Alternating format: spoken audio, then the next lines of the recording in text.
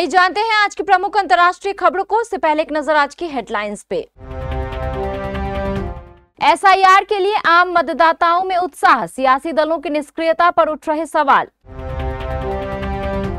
Bihar SIR पर संसद में चर्चा नहीं हो सकती, लोकसभा में संसदीय कार्य मंत्री रिजिजू ने बताए ये कारण। प्रियंका गांधी के खिलाफ दायर करेंगे अवमानना याचिका। बंगाल बिहार के 10 जिलों को झारखंड में शामिल करने की मांग। उत्तरकाशी के धराली में आपदा, क्या अगली केदारनाथ जैसी त्रासदी की आहट है? पुतिन के पास ट्रंप ने क्यों भेजा अपना शांति दूत? भारत या चीन, कौन आगे बढ़ेगा कि बहस बेकार? सोने की कीमत में भारी उछाल, 22 कैरेट गोल्ड का रेट भी 1 लाख के पार। मोनालिसा ने फिल्म के लिए मांगे 10 करोड़ रुपए। महाकुंभ वायरल गर्ल का ऐसा सच आया सामने। और जो बोया वही काटा, ऋषभ पंत की चोट पर मजाक उड़ाने वाले बेन स्टोक्स को अश्विन का करारा जवाब। बिहार में राजनीतिक दल वोटर लिस्ट को लेकर निष्क्रिय है। निर्वाचन आयोग ने 1 अगस्त को जारी हुई प्रारूप वोटर लिस्ट में कोई भी गलती दूर करने के लिए अपील की थी, लेकिन 5 दिन बीत जाने के बाद भी किसी भी दल ने एक भी नाम को जोड़ने या घटाने के लिए आवेदन नहीं किया है। बिहार की वोटर लिस्ट में सुधार के लिए चुनाव आयोग ने राजनीतिक दलों से दावे और आपत्तियां दर्ज करने की अपील की है, लेकिन 5 दिन बाद भी किसी भी राजनीतिक दल ने एक भी नाम जोड़ने या हटाने की सिफारिश नहीं की। दूसरी तरफ आम मतदाताओं ने बड़ी तादाद में आवेदन जमा किए हैं। आयोग का कहना है कि वे इन सभी आवेदनों पर 7 दिनों के अंदर एक्शन लेंगे। बिहार में राजनीतिक दल वोटर लिस्ट को लेकर काफी सक्रिय है। बिहार में वोटर लिस्ट रिवीजन की मांग पर विपक्ष अड़ा हुआ है। संसद के दोनों सदनों में गतिरोध बना हुआ है। अब सरकार की ओर से संसदीय कार्य मंत्री किरेन रिजिजू ने लोकसभा में यह साफ कह दिया है कि इस पर संसद में चर्चा नहीं हो सकती।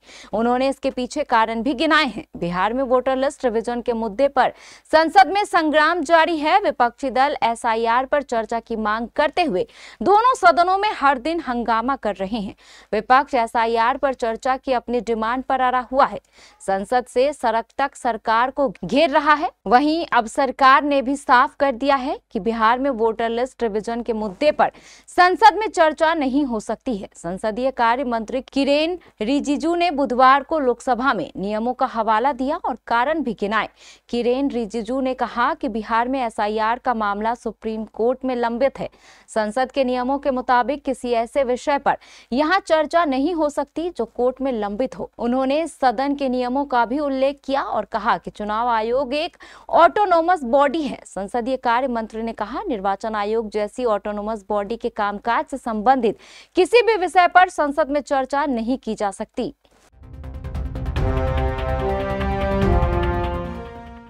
भाजपा सांसद मनन मिश्रा ने कहा कि कांग्रेस नेता प्रियंका गांधी ने सांसद राहुल गांधी का बचाव करते हुए जो बयान दिया वह सुप्रीम कोर्ट की अवमानना है, इसलिए उनके खिलाफ याचिका दायर की जाएगी। सुप्रीम कोर्ट ने राहुल गांधी से पूछा था कि उन्हें कैसे पता चला कि चीन ने 2000 वर्ग किलोमीटर भारतीय जमीन पर कब्जा किया है। कोई भी सच्चा भारतीय ऐसी बात नहीं कहेगा। पूर्व मुख्यमंत्री शिबू सोरेन के निधन पर बुधवार को जादूगोड़ा अस्पताल मोड़ चौक पर एक श्रद्धांजलि सभा का आयोजन किया गया था। यह श्रद्धांजलि सभा घाटशिला से भाजपा के पूर्व प्रत्याशी बाबूलाल सोरेन के द्वारा आयोजित किया गया था। इस दौरान दिवंगत शिबू सोरेन की तस्वीर पर माल्यार्पण कर उन्हें श्रद्धांजलि देकर नमन किया गया। उनकी आत्मा की शांति को ईश्वर से प्रार्थना की गई। बाबूलाल सोरेन ने झारखंड के जननायक सह दिशोम गुरु दिवंगत शिबू सोरेन के अधूरे सपने को पूरा करने का ऐलान किया। बाबूलाल सोरेन ने कहा कि दिशोम गुरु का सपना 28 जिला को मिलाकर अलग झारखंड राज्य बनाना था, लेकिन झारखंड में 18 जिला को ही शामिल किया गया। जल्द ही दिवंगत शिबू सोरेन सेना का गठन कर बिहार, झारखंड व बंगाल में बचे कुल 10 जिला को झारखंड में शामिल करने को लेकर बड़ा आंदोलन छेड़ा जाएगा, ताकि गुरुजी शिबू सोरेन के सपने को पूरा किया जा सके।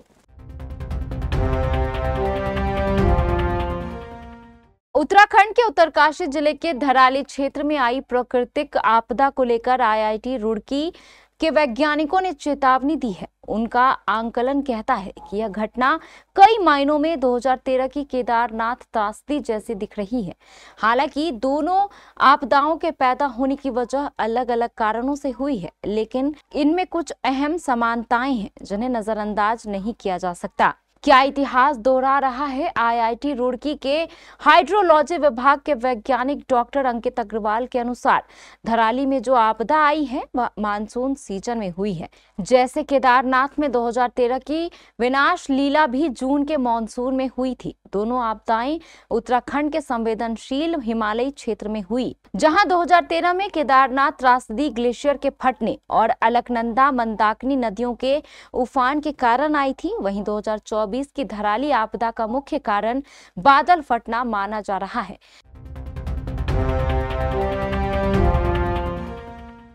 रूस के राष्ट्रपति व्लादिमीर पुतिन ने बुधवार को मॉस्को में अमेरिका के राष्ट्रपति डोनाल्ड ट्रंप के विशेष दूत स्टीव विटकॉफ से बातचीत की। यह मुलाकात व्हाइट हाउस द्वारा रूस को यूक्रेन के साथ शांति समझौता करने की अंतिम तारीख से कुछ दिन पहले हुई है। इससे पहले ट्रंप ने एक हफ्ते में यूक्रेन से शांति समझौता नहीं करने पर रूस को कड़ी आर्थिक पाबंदियों का सामना करने की धमकी दी थी। ऐसा होने पर सबसे ज्यादा वह देश प्रभावित हो सकते हैं जो रूसी तेल खरीद रहे हैं।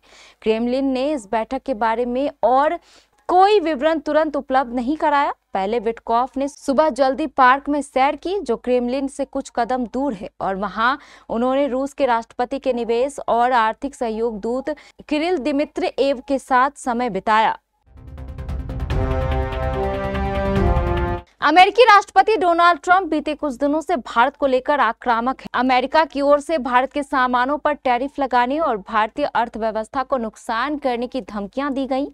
इस मुद्दे पर एक तरफ ईरान और रूस जैसे देशों ने खुलकर भारत का साथ दिया है, तो दूसरी ओर चीन शातिराना तरीके से पेश आ रहा है। चीन का ग्लोबल टाइम्स एक ओर भारत की अर्थव्यवस्था को कमजोर कह रहा है, तो सहयोग बढ़ाने की बात कर रहा है। ट्रंप ने टैरिफ की ओर इशारा करते हुए चीन ने भारत के साथ बेहतर संबंधों पर जोर दिया है। बीजिंग की ओर से ये सब पीएम नरेंद्र मोदी के दौरे से ठीक पहले कहा गया है। मोदी 31 अगस्त को चीन जा रहे हैं। चीनी सरकार के मुखपत्र माने जाने वाले ग्लोबल टाइम्स ने बुधवार को भारत की अर्थव्यवस्था को लेकर छिड़ी बहस पर प्रतिक्रिया दी। भारत का शुद्ध प्रत्यक्ष विदेशी निवेश प्रवाह महीने दर महीने 99% और साल दर साल 98% घट गया है। इसने भारत की आर्थिक संभावनाओं और उसके कारोबारी माहौल को लेकर नई अंतर्राष्ट्रीय बहस छेड़ती है।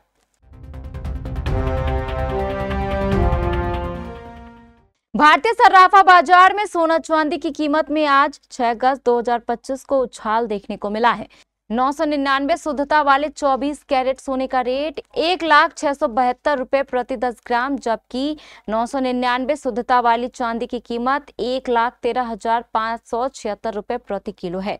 वहीं 22 कैरेट गोल्ड के रेट भी 1 लाख रुपए प्रति 10 ग्राम के पार पहुंच चुका है।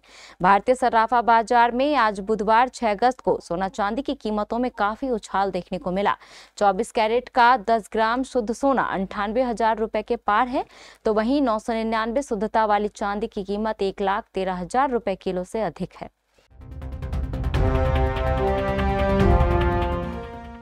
एक उभरती हुई स्टार बन चुकी थी, लेकिन अब उनकी जिंदगी में आए इस जबरदस्त बदलाव ने सबका ध्यान खींचा है।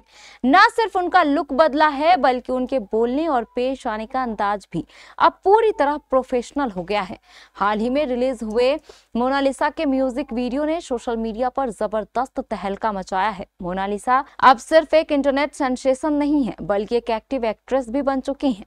जानकारी के अनुसार वह कई फिल्में साइन कर चुकी हैं और आने वाले समय में उनके कई बड़े प्रोजेक्ट्स रिलीज के लिए तैयार हैं। एक इंटरव्यू के दौरान जब मोनालिसा से पूछा गया था कि उन्होंने अपनी किसी फिल्म के लिए 10 करोड़ रुपए की फीस मांगी है, तो इस पर उनका जवाब बेहद दिलचस्प था। अश्विन ने चोटिल खिलाड़ियों के स्थान पर विकल्प खिलाड़ी को टीम में शामिल करने के मुद्दे पर इंग्लैंड के कप्तान बेन स्टोक्स की टिप्पणी को आड़े हाथों लिया है। अश्विन ने कहा कि स्टोक्स को बोलने से पहले सोच लेना चाहिए था। भारत के पूर्व स्पिनर रविचंद्रन अश्विन ने चोटिल खिलाड़ियों के स्थान पर विकल्प खिलाड़ी को टीम में शामिल करने के मुद्दे पर इंग्लैंड के कप्तान बेन स्टोक्स की टिप्पणी को आड़े हाथों लिया है। अश्विन ने कहा कि स्टोक्स को बोलने से पहले सोच लेना चाहिए था, क्योंकि जल्द ही उन्हें उसी स्थिति का सामना करना पड़ा जिसे उन्होंने हास्यास्पद करार दिया था। दरअसल मैनचेस्टर में ड्रॉ हुए चौथे टेस्ट के पहले दिन भारत के विकेटकीपर बल्लेबाज ऋषभ पंत रिटायर्ड हर्ट हो गए थे।